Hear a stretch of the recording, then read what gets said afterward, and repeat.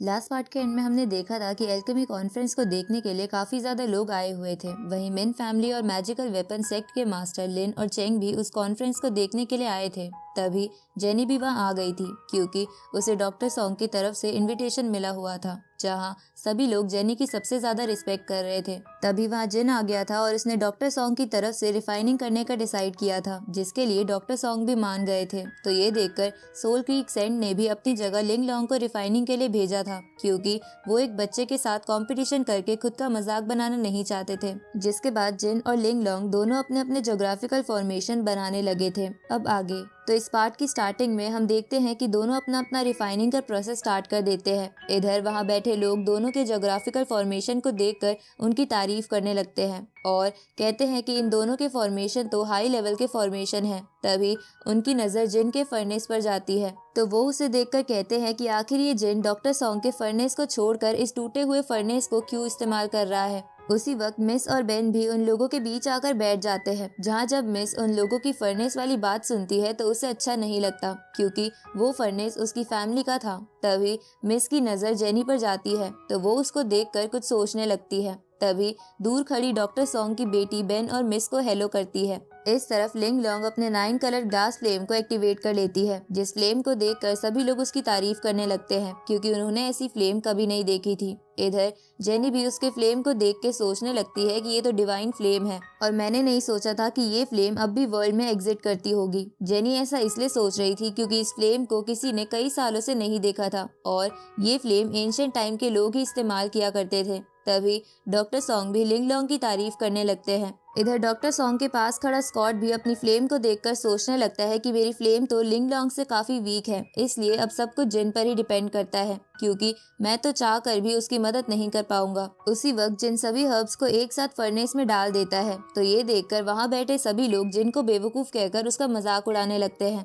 तभी एक बंदा बोलता है कि इससे अच्छी पिल तो मैं रिफाइन कर लूंगा। इधर सोल क्रीक का सेंट भी जिन का मजाक उड़ाते हुए डॉक्टर सॉन्ग को चिढ़ाने लगता है, लेकिन डॉक्टर सॉन्ग उसकी सारी बातों को इग्नोर कर देते हैं, क्योंकि उन्हें जिन के ऊपर पूरा भरोसा था और जिन ने इसी मेथड का इस्तेमाल करके एक बार होली लेवल की पिल को लगभग रिफाइन कर लिया था। तभी जिन अपनी यांग फायर को एक्टिवेट कर लेता है, तो जिन के यांग फायर को देखकर सोल क्रीक का सेंट भी थोड़ा चौंक जाता है। इस तरफ जिन उस विंड लेपर्ड के क्रिस्टल को भी फर्नेस में डाल देता है और अपनी स्पेशल आई की हेल्प से अंदर चल रहे प्रोसेस को देखते हुए सोचने लगता है कि सब कुछ सही चल रहा है, बस मैं होप करता हूँ कि ये फर्नेस बाकियों की तरह ब्लास्ट ना हो जाए। तभी सभी हर्ब्स उस क्रिस्टल के साथ मर्ज होकर एक पिल की शेप ले लेते हैं, जिससे उस फर्नेस से लाइट निकलने लगती है, जिसको देखकर वहां बैठे सभी लोग हैरान होकर बोलने लगते हैं कि क्या ये रोशनी होली लेवल की पिल की है। वहीं डॉक्टर सॉन्ग ये सब देखकर खुश होने लगते हैं। इस तरफ लिंग लॉन्ग सोचने लगती है कि जिन ने जल्दी रिफाइन करने के लिए सभी हर्ब्स को एक साथ फर्नेस में डाल दिया, लेकिन वो इसे इतनी आसानी से कैसे कंट्रोल कर पा रहा है। तभी सोल क्रीक का सेंट लिंग लॉन्ग को कुछ करने को कहता है, जिसको सुनकर लिंग लॉन्ग बहुत सारे होली न्यूरॉन एसेंस को बाहर निकाल लेती है। तो उन होली न्यूरॉन्स को देखकर जेनी भी थोड़ी शॉक हो जाती है। तभी लिंग लॉन्ग उन सभी होली न्यूरॉन्स को फर्नेस में डाल देती है, जिसके कारण उसके हर्ब्स भी पिल की शेप में आ जाते हैं। साथ ही उसका पिल भी होली ग्रेड का पिल होता है। अब उन दोनों के पास अपनी अपनी पिल्स को प्योरीफाई करने का काम बाकी रह गया था, इसलिए सभी लोग रिजल्ट के लिए बहुत एक्साइटेड हो जाते हैं। तभी लिंग लॉन्ग का पिल रेडी हो जाता है, जिसको देखकर उसका मास्टर और जी हाओ खुश होने लगते हैं। लेकिन उसी वक्त जिन का पिल भी बनकर तैयार हो जाता है, जिसके बाद दोनों अपने अपने पिल को फर्नेस से बाहर निकाल लेते हैं। वहीं जिन अपने मन में सोचने लगता है कि लकीली ये फर्नेस डिस्ट्रॉय नहीं हुआ। तभी सोल क्रीक का सेंट जिन से बोलने लगता है कि मुझे नहीं लगता कि तुम्हारी पिल एक होली ग्रेड का पिल है। ये सुनकर जिन उनसे कहता है कि मुझे ऐसा लग रहा है कि लिंग लॉन्ग का पिल बेकार है। इस पर लिंग लॉन्ग और जी हाओ दोनों जिन पर गुस्सा होने लगते हैं। तभी मास्टर चेंग सभी को शांत कराते हुए डॉक्टर सॉन्ग से उनकी राय पूछते हैं, जिस पर डॉक्टर सॉन्ग कहते हैं कि जिन की बात बिल्कुल सही है। उसी वक्त जिन सोल क्रीक के सेंट से कहता है कि अगर आपको मेरे पिल पर भरोसा नहीं है तो क्यों ना आप इसे खुद चेक कर लें। तभी जेनी खड़ी होते हुए कहती है कि मैं एक आउटसाइडर हूँ, इसलिए